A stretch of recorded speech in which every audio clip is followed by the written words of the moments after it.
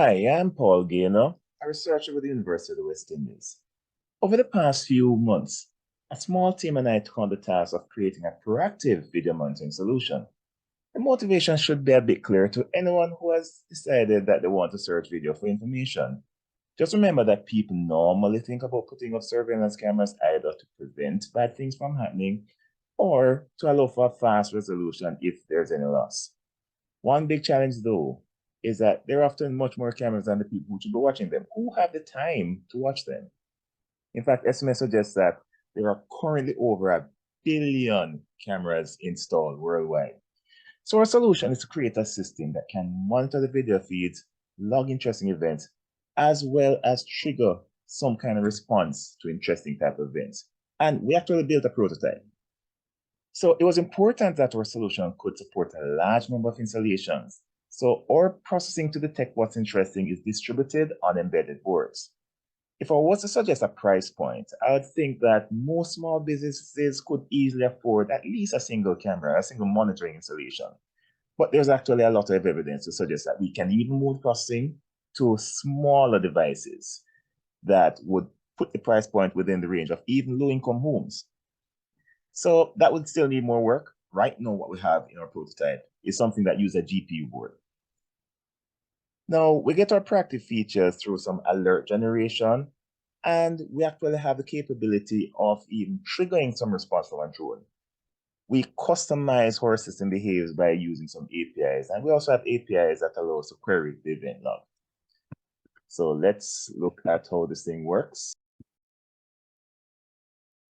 So we'll just take a brief look at the UI to get an idea of the things that we did. We start with a little authentication screen. Once you get to be able to see the events or the settings, these are actually running off the embedded boards. Now, after you authenticate, we have our settings screen. I'll come back to this, quite a few options here. Let's get the event screen to get an idea as to the type of things that will be there. Now, the event screen is populated by a program running on the board that will be continually on. And what that's doing is looking at the video feed, recording different types of events, recording when the events happen, and it's making note of a description. The description will come from captioning. There are some video captioning rules that we put in, as well as some object detection rules. And we have some other rules that we'll cover later on. We also will have a little, we have a little thumbnail as to the section of the video that is recorded. So you can actually verify whether or not the description is matching what we had expected. And over time, we expect to make sure that our descriptions match closely the actual things. So let's look at our settings. So we can either set our thing to record from URL. We use mainly something called RTSP to connect to the video cameras. Most of the common cameras provide RTSP links, and that's one way that we use to connect to them. There are other strategies that we can build in. We'll get to that. We have the option of setting alert options. For example, right now we've coded in and some SMS options, some email options, and we're also able to send a command to a drone. Now, you're able to add, edit, or delete these options. For example, I could actually put in another 9898, for example, updates, and that saves a new number. I can add in a new email address. There is a program running on the back end that's looping over these things, and for anything that requires an alert, it will then pick up the alert and then send it out. So that works. If we want to add another alert, let's say we go test@test.com, fictional for now, but just to give you an idea what happens, then that's there as a new alert. We then come down to the different things that we're looking for. Motion is something that a lot of ready-made cameras provide, but it generally isn't very specific, and people would set their motion depending on their motion sensitivity depending how busy an area is. So while motion might not add a lot of value here, it serves as a good comparison to a baseline that's available. The context change criteria really looks at whether or not the mood of a video changes. How we do it probably deserves its own write-up, but I will tell you that it has done pretty well in telling that something new has happened without us having to tell it to look for something new. Then we also wanted some strategies that would allow users to look for specific things without us having to code in the specific things that they're looking for. So we lent on the research being done in the question answering domains. There is basic text question answering and video question answering. So the way the video question answering models normally work is that they train some deep learning models to look out for certain questions being asked of certain videos with the answers.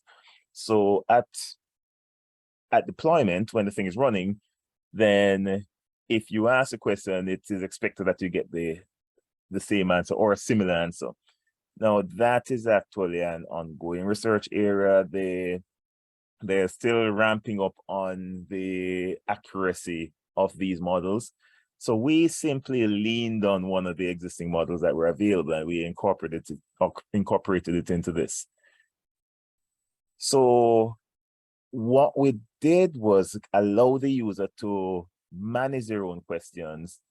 So they can add, edit, or delete questions. They can also, we also have the context question answering. Context question answering was really looking at the question answering based on the text that was in the events. So based on the events that were recorded, there are some text that was generated. So the context question answer would be processing that text.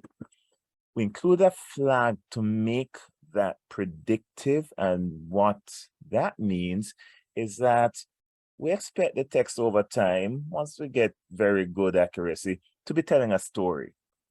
So given that the story is really the history of what has been happening, we're able to train our model to look for trends to give an idea of what may happen.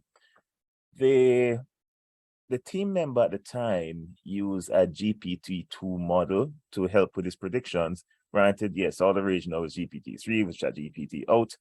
However, at the time, GPT-2 was what was available to him. So we plugged it in and it gave some good results.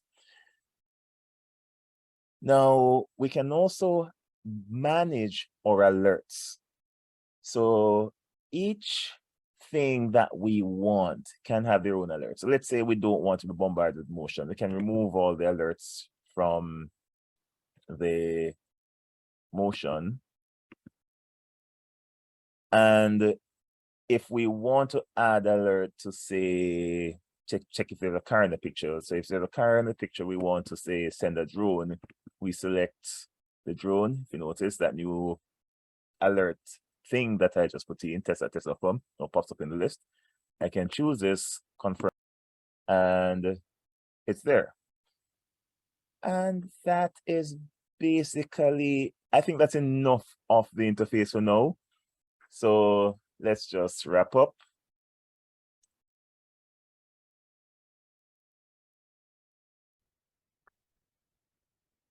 So what can we do with this? And where can we go next?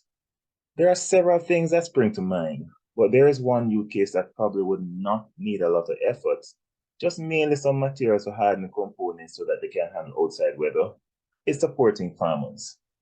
There is a large predator-larceny problem, and farmers who are focused on getting their job done so the rest of us can eat should not be left to tackle the problem alone. It's easy to see how some well-placed instances of moving eye can forewarn farmers or even get help before it's too late. Another use case that may probably need a little bit of fleshing out is aggregation of data from local feeds. so that an organization can improve its situational awareness. There are very few limitations to the size of the aggregated installation. As with the aid of cloud technology, we can achieve wide area or even regional monitoring. I've already looked up the relevant cloud techniques that can work and even played with some of them while building prototype. So I know how we can get that done. So in a nutshell, I think building this prototype was a pretty cool leg in a journey. There may, however, be a long way to go. The project was conceptualized based on needs that still exist. Now, if you're still listening to me chattering after 10 minutes, it's possible that you just may be interested. One of my superpowers is integrating technology solutions. Maybe your superpower is what's needed to move the thing forward. My contact info is on the slide, so you can link me and we can figure out next steps. The solution is there to be built. Let's build it.